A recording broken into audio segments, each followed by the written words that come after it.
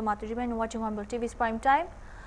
Tension flared along the Senapati-Kangkokpi border in Manipur on Tuesday as protesters from two tribal communities clashed during the 72-hour shutdown called by the United Naga Council (UNC).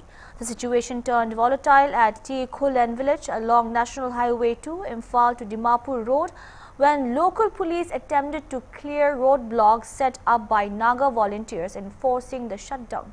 The band was called by the UNC in protest against the April 18 killing of two persons in Ukhrul district. Officials said the confrontation escalated after villagers from nearby Tongkobong became involved, leading to stone pelting between the two sides. On the ground, volunteers enforcing the shutdown reportedly faced resistance, further aggravating the situation. There were also reports of stone pelting from both sides and panic following the sounds of gunfire in the vicinity, though no official confirmation on the source of firing was available.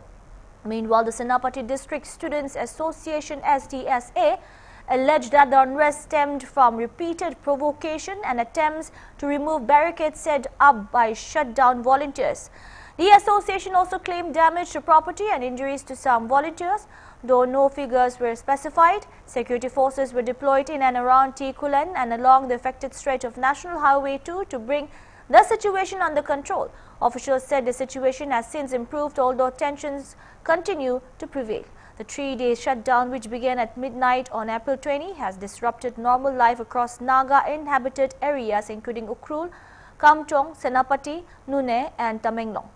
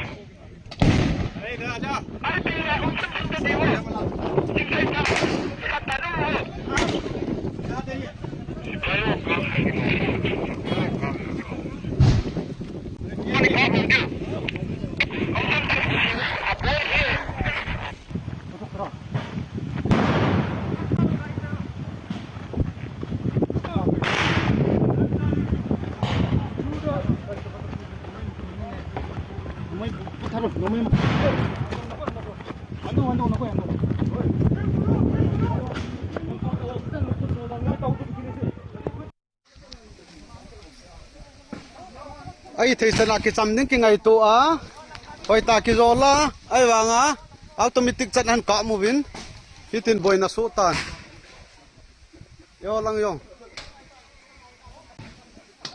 lam kai cheng ki chin i chan gang phat ki sei wangen automatic mon an kap taw win ai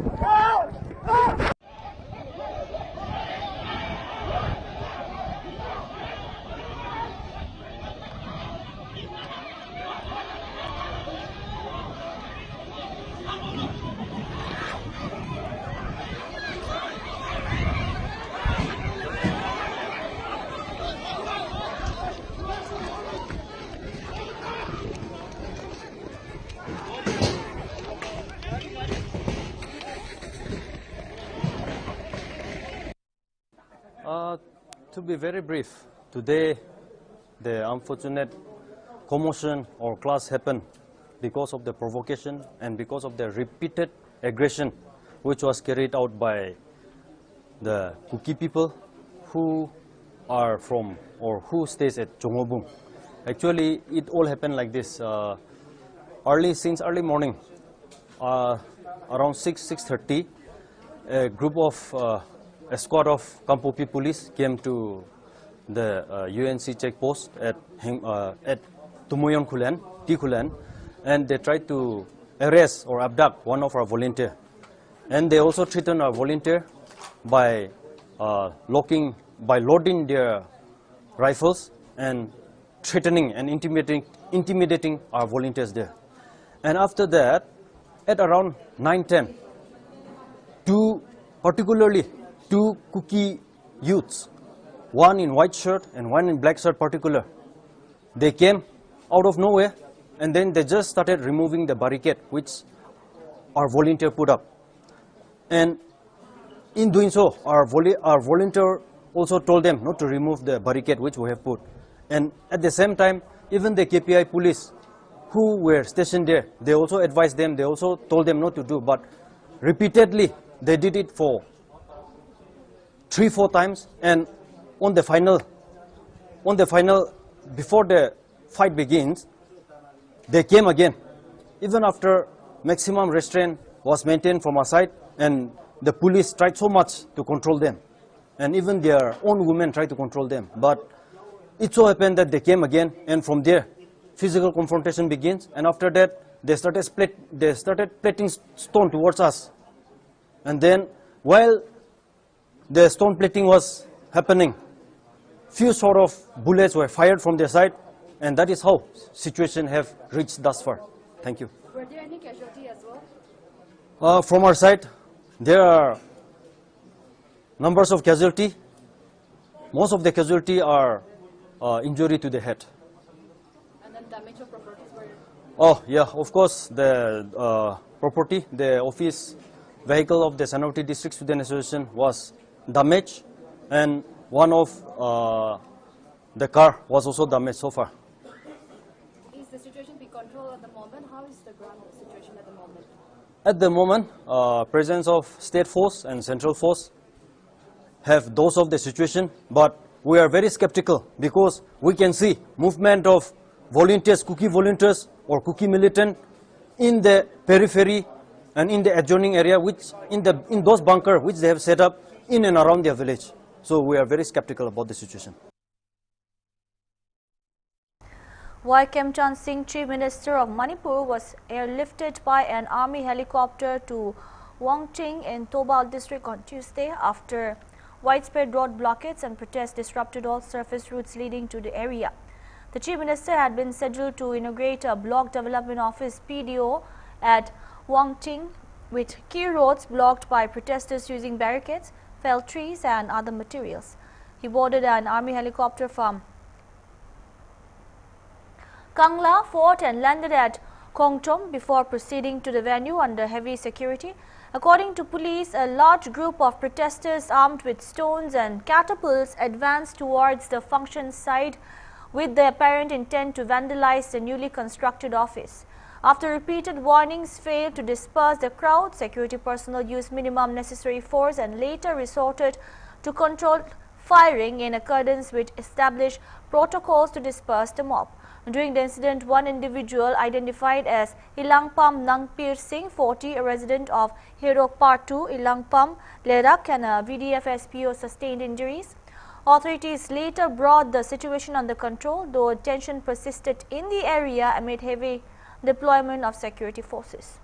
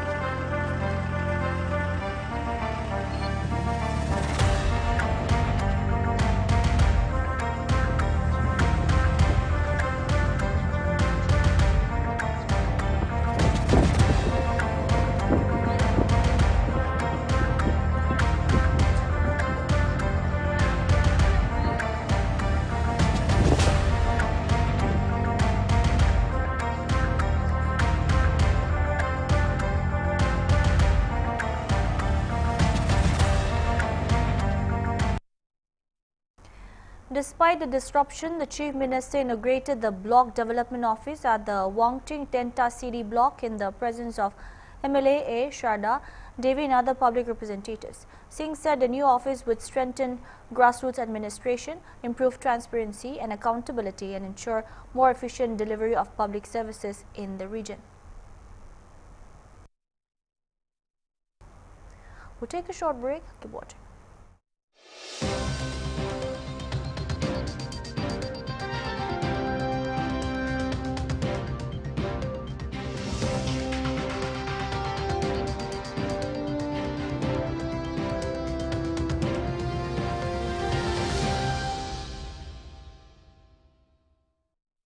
Do you really know what you're eating? Not all eggs are the same. Choose Junaki eggs you can trust. At Junaki, quality begins at the source. Fresh, safe, and perfect for your family. Every Junaki egg is lab tested for safety and problem harmful bacteria. Bring home the nutrition your family truly deserves. संविधान के शिल्पी Baba Saheb doctor Bhimrao Ambedkar ji के आदर्शों को आधार बनाकर उत्तर प्रदेश सरकार विभिन्न कल्याणकारी योजनाएं संचालित कर रही है। यशस्वी प्रधानमंत्री श्री नरेंद्र मोदी जी के मार्गदर्शन एवं माननीय मुख्यमंत्री योगी आदित्यनाथ जी के संकल्पों से प्रदेश में वंचितों, दलितों एवं अति पिछड़े वर्गों के छात्रों को कोचिंग एवं छात्रवृत्ति उपलब्ध कराई जा रही है। मुख्यमंत्री कन्या सुमंगला योजना, मुख्यमंत्री सामूहिक विवाह योजना, प्रधानमंत्री एवं मुख्यमंत्री आवास योजना का लाभ सुनिश्चित किया गया है। प्रदेश सरकार की समावेशी नीति से आज प्रदेश के करोड़ों वंचितों को गरिमापूर्ण जीवन जीने का अधिकार मिला है। प्रदेश के 75 जनपदों में स्थापित डॉक्टर अंबेडकर की मूर्तियों का डॉक्टर भीमराव रामजी अंबेडकर मूर्ति विकास योजना के अंतर्गत सौंदर्यीकरण एवं संरक्षण कार्य किया जाएगा। वंचितों की उन्नति का आधार डबल इंजन सरकार।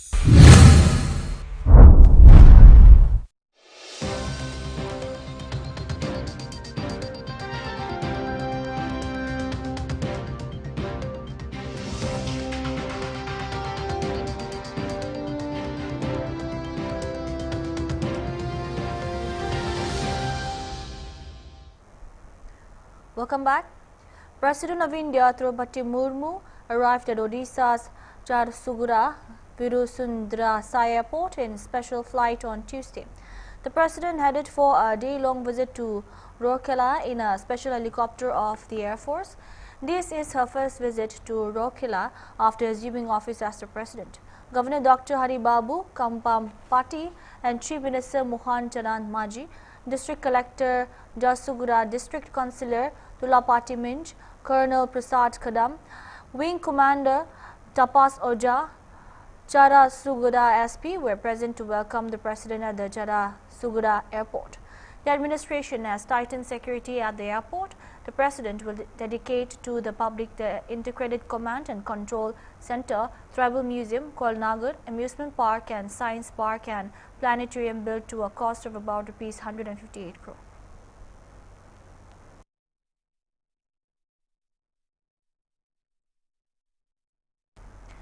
Vice President C.P. Radhakrishnan said that the civil services play a predominant role in implementing the government's plans and policies at the grassroots level. Addressing the Civil Services Day in New Delhi on Tuesday, Radhakrishnan said that plans can be made in capital Delhi, but fruitful results in remote villages come only when they are implemented in their true sense.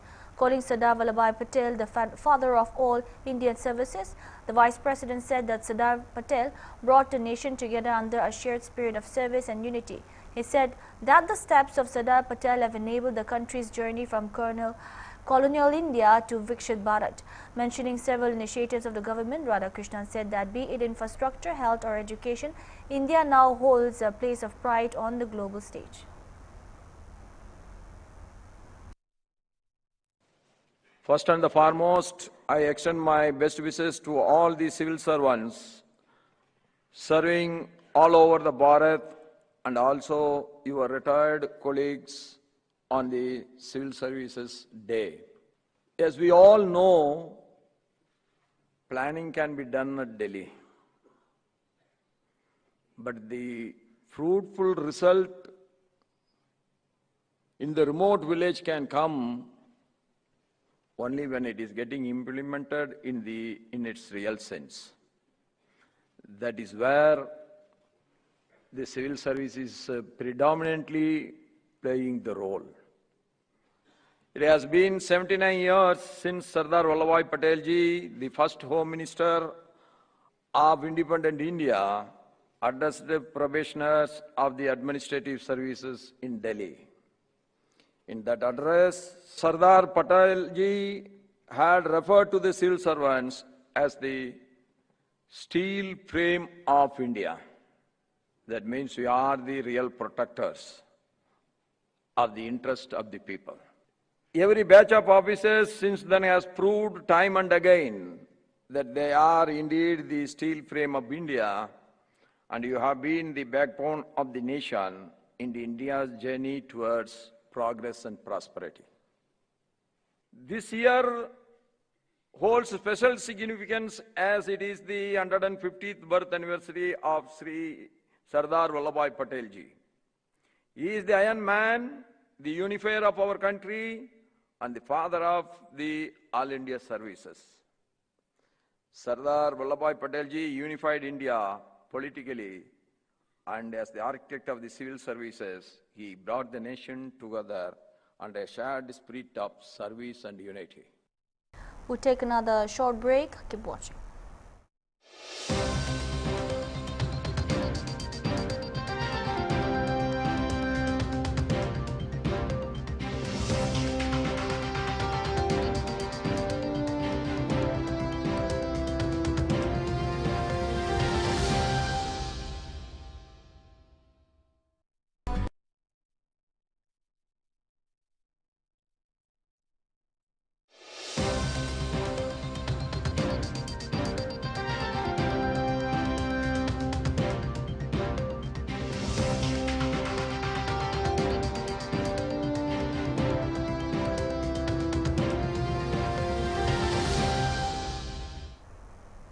Welcome back.